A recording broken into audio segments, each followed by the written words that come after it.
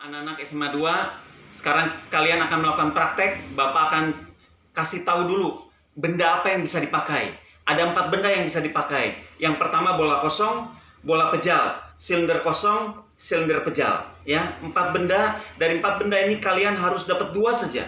2 benda yang harus bola kosong, bola pejal, silinder kosong, silinder pejal. Itu adalah benda-benda yang bisa menggelinding. Bola ini adalah kelereng. Kelereng pejal namanya. Ya, kalau ini bola pingpong adalah bola kosong karena dalamnya kosong, cuma kulitnya saja. Ini adalah bola yang bisa menggelinding. Bagaimana dengan silinder? Baterai. Baterai ini bisa menjadi silinder karena dia bisa menggelinding ya. Ini silinder kosong. Ya, pipa. Ini bisa menjadi silinder kosong. 4 benda. Ini boleh. Ini menjadi silinder kosong, ya, cincin. Atau kalian mau punya cincin seperti ini. Nah, ini adalah silinder kosong. Bisa juga karena dia bisa menggelinding. Yang penting bisa menggelinding. Pak, kalau ini boleh nggak, Pak? Ini bukan silinder, ya, karena bentuknya berbeda di ujung atas sama ujung bawah. Ini nggak bisa dipakai, nggak boleh. Kalau ini bisa nggak? Nggak bisa, karena silindernya memang di sini. Tapi ini ada tambahan yang bukan silinder.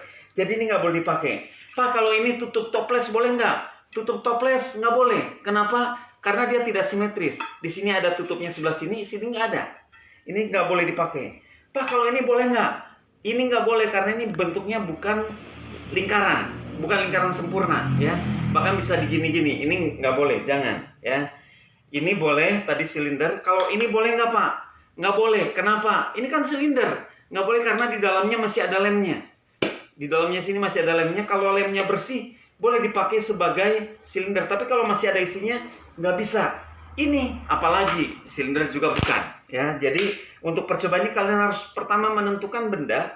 Pilih 2 benda yang dengan bentuk berbeda dari 4 benda, dan cari di sekitar rumahmu apa benda-benda yang bisa menggelinding dengan baik, ya. Tapi kalau ini bola pingpong ini bisa karena dia bagus kesetimbangannya. Nah, seperti itu cara untuk menentukan benda. Harus punya 2 benda, entah gimana caranya. Kalau mau beli ini murah, cuma 1000-an satunya, ya. Kalau ini lebih murah lagi, cuma 200-an satunya. Mau beli boleh, nggak beli juga cari di sekitar rumah, pasti ada benda yang benar-benar bagus, ya. Kita pakai benda istimewa, bukan benda asal-asalan. Karena pelajaran SMA fisikanya adalah fisika yang sederhana, menggunakan benda-benda yang bisa diukur dengan mudah. Oke, baik, itu cara pemilihan benda. Terima kasih. Baik, anak-anak, sekarang Bapak akan tunjukkan cara memilih bidang miring untuk praktek kalian. Bidang miringnya pasti ada di rumah, cuma harus pilih dengan baik. Misalnya contoh meja ini. Meja ini bisa jadikan bidang miring. Caranya bagaimana? Tinggal diganjel saja. Misalnya pakai ganjel dengan sesuatu, ya. Nah, tinggal ganjel begini, sudah jadi bidang miring. Tinggal kalian gelindingkan benda yang mau digelindingkan. Nah, seperti ini. Gelindingkan saja, ya. Nah, usahakan bidang miringnya panjangnya 50 cm lebih. Ya, jangan terlalu pendek, nanti kurang bagus hasilnya.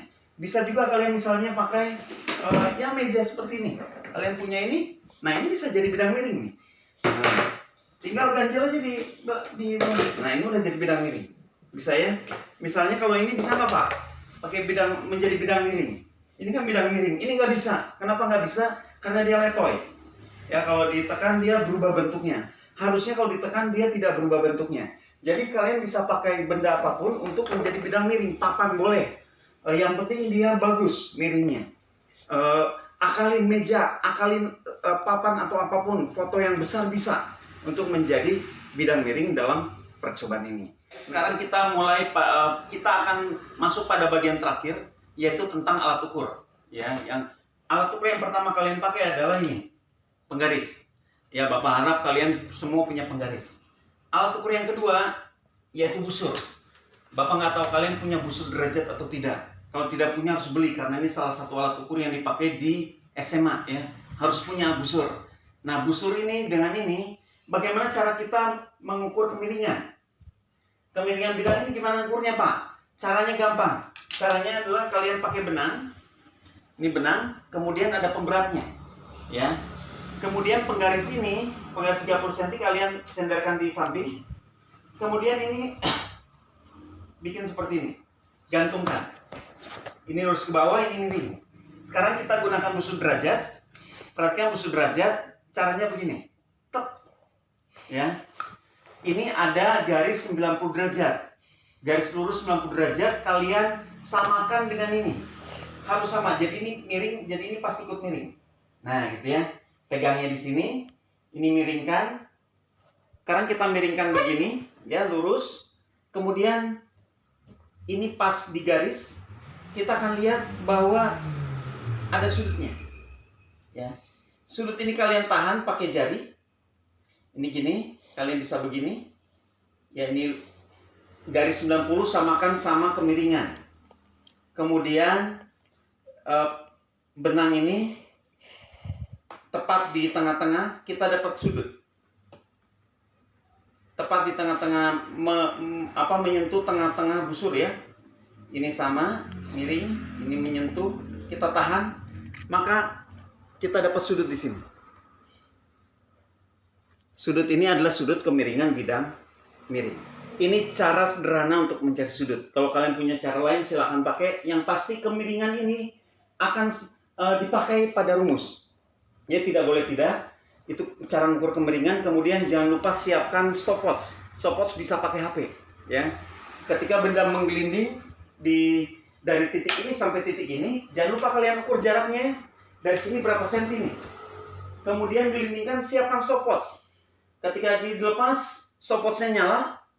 Kemudian ketika ini sampai di batas tertentu, matikan stopwatchnya. Jadi ini lepas, jangan didorong ya, dilepas, tetap. Nah, kira-kira seperti itu. Kalian dapat waktu tempuh benda menempuh jarak tertentu. Baik, pasti bisa ya? Ya. Silahkan.